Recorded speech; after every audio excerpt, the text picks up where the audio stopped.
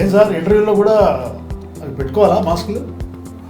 లేదండి, present trending ఏదో ఒకటి కొత్త చేయాలి కాబట్టి ఇలా మాస్క్ పెట్టుకుని ఇంటర్వ్యూ చేద్దామని ప్రయత్నం చేస్తాను. చూద్దాం పబ్లిక్ లైక్ చేస్తారా లేదనేది. అయితే ముఖ్యంగా నేను ఫోకస్ చేస్తుంది యూత్ గురించి. ఇలా చేస్తే యూత్ ఏం ఆలోచిస్తారు అనేది నా సమస్య అనమాట. చూద్దాం ఎలా ఉంటుంది అనేది. బహుశా కళ్ళకు కట్టినట్టు చూపించడం కోసం మాస్క్ పెట్టుకున్నారేమో అనిపిస్తుంది నాకు. కళ్ళకి పెట్టుకున్నట్ట కళ్ళకి కనిపించకుండా ఉండడం కోసం అది కూడా ఉండొచ్చు, ఆయనే చెప్పాలి. నేనెవరో గుర్తుపట్టకుండా ఉండడం కోసం అయి ఉండొచ్చు. చూద్దాం వాళ్ళు ఏమనుకుంటారు. ఇప్పుడు యూత్ కూడా రెండు ముఖాలు ఉన్నట్టే అనిపిస్తుంది నాకు. ఎందుకంటే తల్లిదండ్రుల దగ్గర ఉన్నప్పుడు చదువుకోవటం, ఉద్యోగాల గురించి మాట్లాడేటప్పుడు ఒకటి, నైట్ లైఫ్ వచ్చినప్పుడు తెలియకుండా పాకెట్ మనీలు వాటితోటి పబ్బులు, ఆ లైఫ్ ఈ లైఫ్ అని చూసుకుంటూ నాశనం చేసుకుంటున్న లైఫ్ ఉంటుంది. ఫోకస్డ్గా ఉంటున్న యూత్ ఉన్నారు, జీవితాన్ని నాశనం చేసుకుంటున్న యూత్ అంటే మన జనరేషన్లో ఉన్న పిల్లలు తల్లిదండ్రుల పెంపకంలో చాలా వరకు బాగా పెరిగారు. అయితే ఇప్పుడు మారుతున్న ట్రెండ్లో చాలా మార్పులు వచ్చాయి. కాబట్టి కాలేజీ ఫేస్ వరకు వాళ్ళు ఒక పద్ధతిలో ఉంటున్నారు, తల్లిదండ్రుల సంరక్షణలో ఉండడం నిజమే. ఎప్పుడైతే కాలేజీ దాటి కొంచెం బయటికి వెళ్ళారో వాళ్ళకి విపరీతంగా ఆలోచించుకునే శక్తి తమంతా, అంటే దాన్ని ఏమంటారు, ఇండివిజువాలిటీ బాగా పెరిగిందని నేను అంటాను. తల్లిదండ్రులు అసలు ఫస్ట్ ఏం చేస్తున్నారంటే వాళ్ళ తాహత్తుకు మించి కంఫర్ట్స్ ఇవ్వటం ఒకటి, రెండోది వాళ్ళని ఒక రేస్కి ప్రిపేర్ చేస్తున్నట్టు తయారు చేస్తున్నారే కానీ వాళ్ళని ఒక హ్యూమన్ బీయింగ్లా పెంచుతున్నారా అన్నది నా క్వశ్చన్. ఇక్కడ నేనే ఒక తల్లిని అయ్యుండి నేను ఇంత మాట అంటున్నానంటే మీరు నన్ను యూత్ని రిప్రజెంట్ చేస్తున్న ఒకటి నువ్వు చెప్పాలి, whether I'm right or wrong. ఎందుకంటున్నానంటే పీర్ ప్రెషర్ అనేది కాకుండా ఇంకా సామాజికమైనవి కూడా ఎన్ని రకాల ఒత్తిళ్ళు యూత్ ఫేస్ చేస్తుందో నేను చెప్తున్నాను. ఎందుకంటే ఒకటి, మా పెద్ద అబ్బాయి అమెరికాలో సెటిల్ అయ్యాడని వచ్చి ఒకటి చెప్తాడు, వెంటనే ఇక్కడ వీళ్ళకి మొదలవుతుంది, నా పిల్లల్ని కూడా అమెరికా పంపించాలి, నా పిల్లలు కూడా లేదా కెనడా వెళ్ళాలి, ఇంకో చోటు వెళ్ళాలి. ఎంతమంది తల్లిదండ్రులు నిజంగా ఆ పిల్లలకి ఇష్టమైన చదువులా, వాళ్ళకి ఇష్టమైన కెరీర్లా యాక్సెప్ట్ చేస్తున్నారు? ఇది నా point. As a youth, you tell me, you said you are representing the youth, you tell me whether I'm right or wrong. Maybe కొన్ని సందర్భాల్లో మీరు చెప్పింది కరెక్టే, కానీ జనరేషన్ మారడం వల్ల మేబీ వాళ్ళ ఆలోచన విధానం చాలా మారిపోయింది. అంటే మీరందరూ పాతకాలం నుంచి లైఫ్ స్టైల్ చూస్తున్నారు కాబట్టి అప్పట్లో పెద్దవాళ్ళని అనుసరిస్తూ వాళ్ళు ఏదైతే చెప్పారో వాళ్ళు అడుగుజాడలో నడిచేవాళ్ళు. కానీ ప్రజెంట్ జనరేషన్కి అటువంటి పెద్దవాళ్ళ మాటలు వినడం కానీ లేదా వాళ్ళు చెప్పినట్టు నడవాలనే ఒక ఐడియాలజీ వాళ్ళ మైండ్స్లో లేదన్నమాట. కాబట్టి వాళ్ళు ఏమనుకుంటున్నారంటే అంటే మనం ఇండివిజువల్గా ఏం చేసినా కరెక్టే, మేబీ మనమే కరెక్ట్ ఏమో, అంటే పాత వాళ్ళకి తెలియదేమో అని చెప్పి కొంచెం పెద్దవాళ్ళ మాటల్ని ఓవర్కమ్ చేసేసి లైట్ తీసుకుని లైఫ్ని లీడ్ చేస్తారు. ఇది యుగాల నుంచి వస్తున్నదే, పెద్దవాళ్ళకి చిన్నవాళ్ళకి అది ఎప్పుడూ ఉండే అంతరమే. ఎందుకంటే ఈ చిన్నవాళ్ళు పెరిగి మళ్ళీ ఆ పెద్దవాళ్ళ ఏజ్కి వచ్చేంత వరకు ఈ డిఫరెన్స్ ఎప్పుడూ ఉంటుంది. నేను దాన్ని కాదనట్లేదు. ఒకప్పుడు పిల్లలకి గైడెన్స్ ఇచ్చేవాళ్ళు తల్లిదండ్రులు, నువ్వు ఈ చదువు చదివితే లేదా ఈ కోర్స్ తీసుకుంటే నువ్వు ఇది అవ్వగలుగుతావు. ఇప్పుడు ఈ మారిన కాలమాన పరిస్థితుల ప్రకారం పిల్లలకి చాలామందికి అవేర్నెస్ ఉంది, ఏం చేస్తే ఏమవుతాము అన్నది. సో నేను దాన్ని కూడా తప్పు పట్టట్లేదు, ఉండాలి కానీ నా తల్లిదండ్రులు ఏం చేస్తున్నారు, నా పిల్లలు 4 అంకెల జీతంతో మొదలెట్టాలి, లేదా కొన్ని రోజులు అయిపోతే అమెరికా వెళ్ళిపోవాలి, ఇంకో చోట వెళ్ళాలి, ఎంతమంది మన దగ్గర ఉండాలి అన్న దాంతో పెంచుతున్నారు. దానికి అసలు కారణం నేను చెప్తాను. మన జనరేషన్ టైంలో మిడిల్ క్లాస్ ఫ్యామిలీస్ని మీరు తీసుకోండి. ఉదాహరణగా మిడిల్ క్లాస్ ఫ్యామిలీస్లో పిల్లల్ని స్కూల్కి పంపించడం కానీ వాళ్ళకి జబ్బులు నేర్పించడంలో కానీ తల్లిదండ్రులు ఎన్ని అష్టకష్టాలు పడేవాళ్ళు. వాళ్ళు యాక్చువల్గా మన టైంలో మనం స్కూల్కి కాళ్ళకి చెప్పులు కూడా లేకుండా వెళ్ళిన సందర్భాలు ఉన్నాయి, ఒకటే ప్యాంటు ఒకటే షర్ట్ కోటతో మనం వెళ్ళిన సందర్భాలు ఉన్నాయి. అయితే ఇంత తంటాలు పడి పెద్దవాళ్ళు మన మీద శ్రద్ధ చూపించేవాళ్ళు, చదువుకోవడానికి మనం కూడా ఇంట్రెస్ట్ చూపించేవాళ్ళం. ఆ రకంగా అంచెలంచెలుగా చదువుకుంటూ పైకి వెళ్ళిన తర్వాత ఇప్పుడు జనరేషన్ మారిన తర్వాత ఉద్యోగాలు కొంచెం మెరుగై అందరికీ ఉద్యోగాలు వస్తున్న వేళ అందరూ ఉద్యోగాల్లో స్థిరపడి చేస్తున్నప్పుడు వాళ్ళ పిల్లలకి నాలాగా బతకూడదు, నా పిల్లవాడు నాలాగా బతకూడదు. డెఫినెట్గా సార్ ఒప్పుకుంటా. ఈ ట్రెండే ఉంది. అక్కడ ఏమైందంటే ప్రతివాడు నా పిల్లల్ని చదువుకోవాలనుకున్నప్పుడు ఉన్న వాటిల్లో ఏంటి, అప్పట్లో మనకి ఇంజనీరింగ్ అనేది అదొక లగ్జరీ. ఇంజనీరింగ్ చదవం కానీ ఎంబీబీఎస్ చదవం కానీ ఒక డ్రీమ్. ఎవరో కొంతమందికి ఒకటో రెండో కాలేజెస్ ఉండేది, కాంపిటీషన్ విపరీతంగా ఉండేది. ఆ కాంపిటీషన్లో తట్టుకుని నిలబడగిన వాళ్ళు వచ్చేవాళ్ళు. సో ఒక స్టేజ్కి వచ్చిన తర్వాత ఇప్పుడంతా అప్పటి జనరేషన్ అంతా తల్లిదండ్రులంతా పిల్లల్ని కానీ ఒక స్టేజ్కి వచ్చిన తర్వాత వాళ్ళ ఆలోచనలు ఏ విధంగా వచ్చాయంటే మన పిల్లల్ని కూడా ఇంజనీరింగ్ మెడిసిన్ చదివిద్దాము అని, అదే ఇంజనీరింగే చదవాలి, మెడిసిన్ చదవాలి. సార్ పిల్లలు బాగుండాలి, వాళ్ళ ఫ్యూచర్ బాగుండాలి అన్న దాన్ని నేను కాదనట్లేదు. కానీ ప్రతి వాళ్ళు ఇంజనీర్లు, ప్రతి వాళ్ళు డాక్టర్లు, ప్రతి వాళ్ళు లాయర్లు ఇదే అవ్వరు కదా.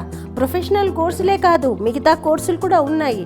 కానీ మనం ఏం చేస్తున్నాం, 6వ తరగతి పిల్లల దగ్గర నుంచే మనం వాళ్ళని నారాయణ కాన్సెప్చువల్ స్కూల్స్, ఐఐటికి 6వ క్లాసు 8వ క్లాస్ పిల్లల్ని పంపించడం ఏంటి సార్? అసలు వాళ్ళ ఐక్యూ లెవెల్స్ ఎంత ఉంటాయి?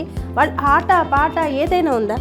యూత్ దగ్గరికి వచ్చేసరికి వాళ్ళకి మనకన్నా బాగా తెలుసు వాళ్ళు ఏ కోర్సులు చేస్తే లేదా ఏం చేస్తే బాగుంటుంది అన్నది ఒక కోణంలో ఒప్పుకుందాం అనుకున్నా. వాళ్ళకి ఇప్పుడు యూత్కి ఏమవుతుందంటే తల్లిదండ్రుల్ని ఏటీఎం లాగా చూస్తున్నారు. మీరు ఒప్పుకున్నా ఒప్పుకోకపోయినా ఏటీఎం అంటే ఎనీ టైం మనీ అన్నది ఆ భాష అయితే ఇక్కడ కూడా ఎనీ టైం వాళ్ళ కోరికలు తీర్చడానికి మాత్రమే తల్లిదండ్రులు ఉన్నారు. నేను వాళ్ళ అమ్మా నాన్నల స్థాహత ఉందా లేదా అన్నది పక్కన పెడితే అసలు మనం ఈ కోర్స్ చేస్తే అలా వెళ్ళగలమా లేదా అన్నది కూడా ఆలోచించరు. సరే, ఇంత చెప్తున్నారు, మరి మీరు పేరెంట్సే కాబట్టి మీకు పిల్లలు ఉన్నారు. మీ అంతరాత్మలు అంటే మీరు చెప్పండి, మీ పిల్లల్ని మీరు ఎలా పెంచారు? నా తెలిసి మా ఇంట్లో మా పేరెంట్స్కి మేము 4 పిల్లలు అయితే మాకు సెకండ్ జనరేషన్కి వచ్చేసరికి 7 మెంబర్స్ ఉన్నారు. ఈ 7 మెంబర్స్ కూడా 7 డిఫరెంట్ స్టడీసే చేశారు, కానీ ఎవరిని మేము ప్రెషరైజ్ చేయలేదు. ఫర్ ఎగ్జాంపుల్ మా ఇంట్లో చాలా ఫేమస్ డాక్టర్స్ ఉన్నారు, కానీ వాళ్ళ పిల్లలు డాక్టర్స్ అవ్వాలని మేము ఫోర్స్ చేయలేదు. ఇంజనీరింగ్ ఉన్నారు, ఇంజనీరింగ్ పిల్లల్ని ఇంజనీరింగే చేయాలని అనుకోలేదు. ఫర్ ఎగ్జాంపుల్ నేనే ఉన్నాను, నేను నా అమ్మాయిని నేను చదవమని కూడా ఫోర్స్ చేయలేదు. We have given them freedom. In fact మా అమ్మాయి తన ఫైన్ ఆర్ట్స్లో చాలా టాలెంటెడ్. ఆ కోర్స్ తీసుకుందామని ఎంట్రన్స్ ఎగ్జామ్ రాసి షీ హ్యాస్ వన్, అండ్ తనకి సీట్ కూడా వచ్చింది. She stood first in the entrance test, university టెస్ట్లో. ఒక 2 ఏళ్ళు చదివింది కూడా.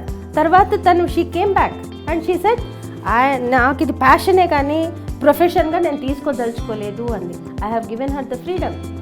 Now she is pursuing a different stream all together.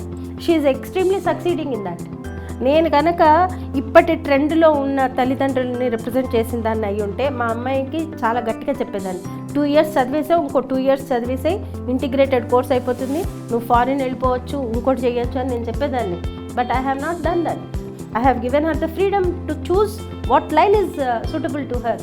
అప్పట్లో ఒక ఫేజ్లో మాత్రం ఇంజనీరింగ్ చదివిస్తే ఇంజనీరింగ్ చదివించాలి, మెడిసిన్ చదివించాలి అన్న పాయింట్తోనే పిల్లల్ని పెంచారు. సో దానివల్ల ఏమైందంటే అది కాకుండా తల్లిదండ్రులు వాళ్ళు చిన్నప్పుడు వాళ్ళు పడ్డ కష్టాలను గుర్తించుకుని వీళ్ళకి మనం కష్టం అనేది నేర్పొద్దు వాళ్ళ పాయింట్లు కూడా పెంచారు. మేము చిన్నప్పుడు కిరాణా షాపుకి వెళ్ళేవాళ్ళం, పెద్ద పెద్ద పనులు చేసేవాళ్ళం, అన్ని పనులు చేసేవాళ్ళం. ఇప్పుడు తల్లిదండ్రులు పిల్లలకి అలా చెప్పట్లేదు. మీరు షాప్కి వెళ్ళి తీసుకురావడం చెప్పరు. అవసరమైతే తల్లి కానీ తండ్రి కానీ షాప్కి వెళ్ళి తీసుకుంటారు, కానీ ఒకవేళ ఎప్పుడైనా కర్మకాలు చెప్పినా కూడా తీసుకురాలంటే ఏడు నాకు చెప్తావు అన్న పాయింట్కి వచ్చారు. సో ఆ రకంగా పెరిగారు. కాకపోతే టెక్నాలజీ రివల్యూషన్ బాగా పెరిగి ఆ గ్రాస్పింగ్ బాగా వాళ్ళకి వచ్చి టెక్నాలజీని వాళ్ళు యూజ్ చేసుకోగలుగుతున్నారు. మనకంటే బాగా మొబైల్స్ని చేస్తారు, మనకంటే బాగా కంప్యూటర్ యూజ్ చేయగలుగుతారు. సో ఆ గ్రాస్పింగ్ పవర్లో వాళ్ళు ఉన్నారు కాబట్టి పెద్ద పెద్ద జాబులకి వాళ్ళు ఎక్స్పైర్ చేస్తున్నారు, వెళ్తున్నారు. సో కానీ కొన్ని మానవతా విలువల్ని మనమే పాటు చేసుకున్నాం. అంటే వాళ్ళకి నేర్పడం అనేది జరగలేదు. దాంతో కొంత మనకి లాస్ జరుగుతుంది. అది పేరెంట్స్ అని మీ మిస్టేక్. అది మీరు పేరెంట్ అయినప్పుడు మీరు ఎట్లా బ్రింగింగ్ అవుతూ వచ్చారో సేమ్ ప్రాసెస్ మీ పిల్లలు కూడా మీరు పెంచాలి. మీరు ఏంటంటే అమితమైన ప్రేమ, అతి మమకారాలు చూపించి పిల్లల్ని మీరు పని చేయనీరు. కేవలం మీరే కారణం. మనం లేని రోజు ఒకటి వస్తుంది. ఆ రోజున వాళ్ళంతటా వాళ్ళ ఈ జీవిత గమనాన్ని ప్రయాణించాలి అంటే దానికి ప్రిపేర్ చేసి ఉంచాలి సార్. ఏ తల్లిదండ్రులకి వాళ్ళ పిల్లల మీద ప్రేమ ఉండదు? ప్రతి పిల్లల మీద ప్రతి తల్లిదండ్రులకి ప్రేమ ఉంటుంది. మన ప్రేమ వాళ్ళని అశక్తుల్ని చేయకూడదు. ఒక కంఫర్టబుల్ లైఫ్ లీడ్ చేయడానికి కావాల్సిన బేసిక్స్ అన్నీ వాళ్ళకి నేర్పించగలిగి, వాళ్ళకి కావాల్సిన చదువులు, వాళ్ళకి కావాల్సినవి సౌకర్యాలు, అతి సౌకర్యాలు కాదు, సౌకర్యాలు, ప్లీజ్ అండర్లైన్ దట్, అంతవరకే ఇవ్వాలి. నేను ఇప్పుడు లక్షల్లో సంపాదిస్తున్నాను కదా అని వాళ్ళకి వయసు ఉందా లేదా, వివరం తెలిసిందా లేదా తెలియకుండా మనం వేలకి వేలు విచ్చలవిడిగా పాకెట్ మనీలు ఇవ్వటం, ఇవన్నీ సరైనవి కాదు సార్. తల్లిదండ్రుల్లో మార్పు రావాలి, అలానే మీ యూత్లో కూడా మార్పు రావాలి. మీ యూత్లో రావాల్సిన మార్పు ఏంటంటే ఫస్ట్ కంపారిజన్స్ వద్దు.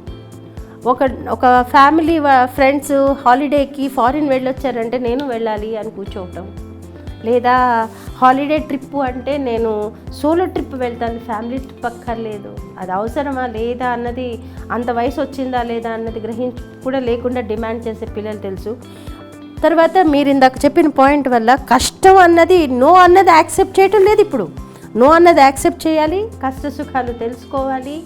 అండ్ ప్రతి ఒక గోల్ అని పెట్టుకుని నడవడం అనేది చాలా ఇంపార్టెంట్.